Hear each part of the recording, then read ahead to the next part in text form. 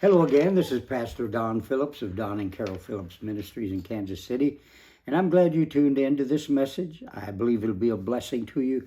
And I'm hoping that it will help you understand what we need, what you and I need, what the church needs, and what the world needs is to let the power of God operate in people. In fact, I have titled this message, The Transforming Power of God in a Person.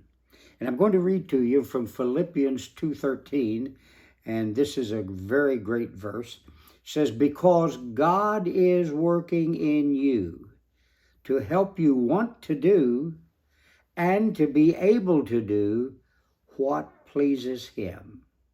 Let me read that again. Because God is working in you to help you want to do and to be able to do what pleases Him. You know, if you've ever visited a sick friend in the hospital room, you possibly have witnessed the transformation that can take place when a suffering person is injected with a pain medication. I mean, almost immediately or very, very quickly, there's a transformation. Or perhaps in times past, you witnessed the transformation that takes place when a person becomes intoxicated with alcohol. That too, it'll take a little while, but it'll transform a person. Then perhaps most of us have witnessed the intense transformation that takes place in the life of a family during a time of grieving over the loss of a family member. And I'd like to suggest to you today that the power of God operating in the life of a man is even more transforming than any of these things I just mentioned. If the transforming power of God is not as obvious as is some of these other examples I've given, it is probably because the power of God has not been taken as completely as the medication or the alcohol. Now, let me ask, ladies and gentlemen, have you allowed the power of God to work in you to remake you, to transform you, to rebuild you? God wants to do that. And He will work in you to help you want to do and to be able to do what He wants you to do. But right now, I want us to fix our attention on the lives of two of God's spiritual giants, Moses from the Old Testament and Peter from the New Testament. Now, I refer to them as giants because I actually believe them to be just that. They are spiritual giants. But I also believe that you and I sometimes tend to aggrandize our heroes until they become larger than life. So we have to use caution when we look at our earthly heroes. So first, I want us to look at Moses, a retired intellectual. And his story begins, we can read about him actually in Exodus 3:1. The Hebrew nation had just migrated to Egypt. After years of peaceful coexistence, conditions changed until the Hebrews, or Jews, were now slaves to the Egyptians, and the Egyptian slave masters were brutal. The Hebrews recalled the former time before this happened, and they cried out to God for deliverance. They wanted it to be like the old times. And I got to tell you that it was during this time of mourning and crying out to God that Moses was born. Now, this has to be the shortest sentence of my message, but believe me, it is a powerful sentence because the culture is about to make an about face because Moses was born. Word reached the Egyptian palace that a potential deliverer had been born, so an edict was issued that all the male children born to the Israelites were to be slaughtered. However, despite that edict, baby Moses was carried by his parents and hidden. Pharaoh's own daughter found the baby, took him to her own home to raise him as her own son. As a result, Moses grew into manhood with all the favors and advantages of royalty. And as Moses was growing into maturity, his fellow countrymen still suffered in slavery. Well, eventually, He chose to cast his lot with his own people. And believe me, that had to be a huge decision to make, to walk away from royalty and to walk away from all the good things that had happened to him and go back to the people that were in slavery. Well, the story takes a while to unwind, but Moses decided he was going to go back to his own people. And eventually he did that. Sadly, in the process, he murdered an Egyptian and had to flee for his life. He fled to Midian, that's an area of at least 75 or 80 miles away, where he eventually married and successfully buried himself in exile for about 40 years. God, however, knew where Moses was all the time. He was not hidden from God. God knew exactly where he was. And he knew that he needed Moses to do something. And I got to tell you that. He finally met with Moses in a burning bush. You remember the story where he gave to Moses a command, or a commission, I should say, to return to Egypt and free his countrymen. Well, Moses hesitated at first. Let me tell you, that was a big decision. But then he surrendered and accepted his assignment. But I want to pause here for just a moment and consider what he faced by going back to Egypt. This is just a few of the things. He would have to give up his present place of safety. I mean, his life would be open to the Egyptians, and they could be his big enemies now. His wife and children may have to pay a huge price. He could have faced murder charges in Egypt.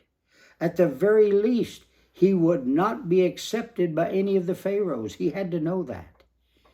And he also faced the possibility of being rejected by his own people. Now, I know several missionaries who've had to face some of these very obstacles, yet continue to remain faithful. So, okay, some, but not too many. I've known people here who've had to make some very serious decisions, unpopular decisions, in order to serve the Lord. But I want to tell you, it works out good in the end. But God found and transformed this retired intellectual into one of the greatest men of all history. And that's saying a lot.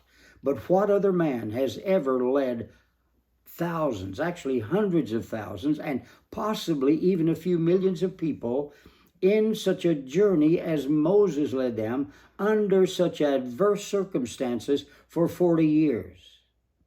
Herbert Lockyer, a great teacher, has said of Moses, it would take a volume in itself to fully expound the virtues and vicissitudes of Moses, the historian, the orator, the statesman, the legislator and patriot. His greatest honor, however, was the privilege of being known as a friend of God.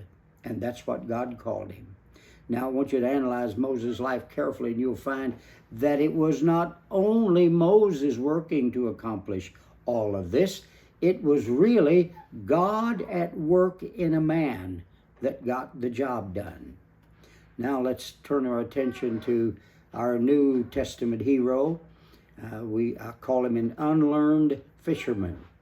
That was the Apostle Peter. He was a crude, unlearned, impulsive, profane subject, and he slipped back into his profanity in a moment of fear and weakness at the trial of Jesus.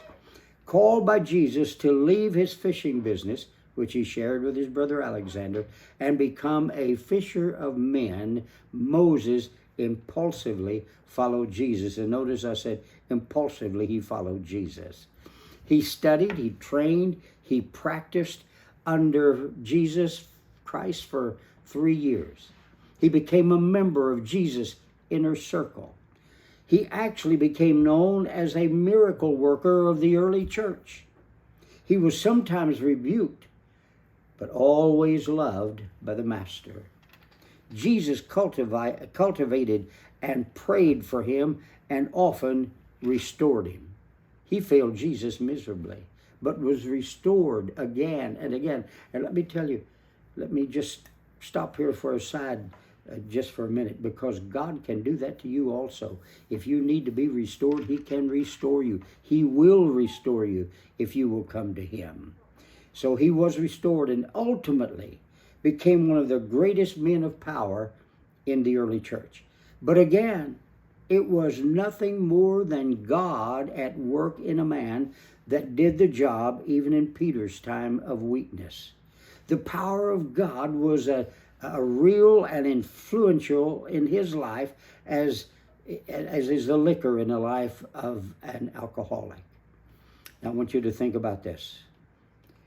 We live today in a time when God needs to be working in our lives. How else can we explain the obvious change in the lives of these two men of God? Did they suddenly just acquire a clear mind about everything? Do they just suddenly become aware of what needed to be done and then just suddenly knew just how to do it? Was it just that Moses' personality suddenly became alive and he caused him to be able to lead those thousands or maybe millions through the dangerous and unknown situations and still provide food and care for them for 40 years?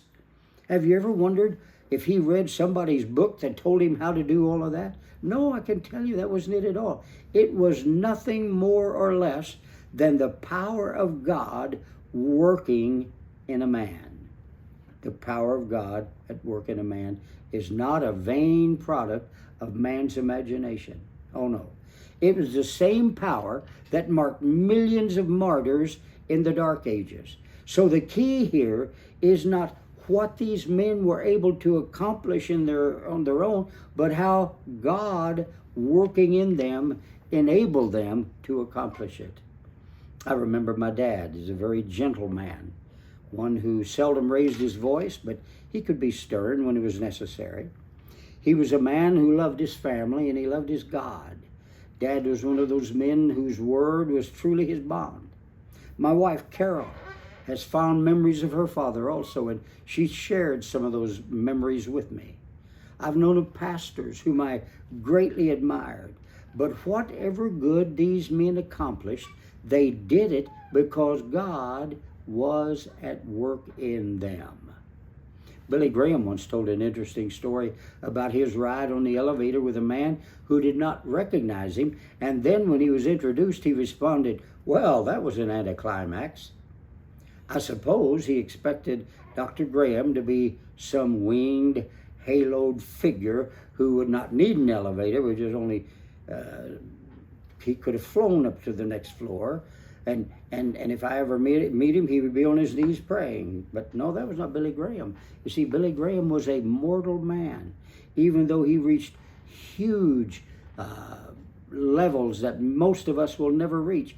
But the truth of the matter is, he was just a mortal man, subject to frailties, just as you and I are. But he allowed God to work in him, and he reached millions of people for Jesus Christ. So we have to be careful not to deify our heroes and make them larger than life, because it is really only the power of God working in a man, a mortal man, that can transform us into something special. It behooves us not to spend our time attempting to transform ourselves. You'll never get it done. It'll never happen. But we have to open our lives to the work of God that He desires to do within us. How about you?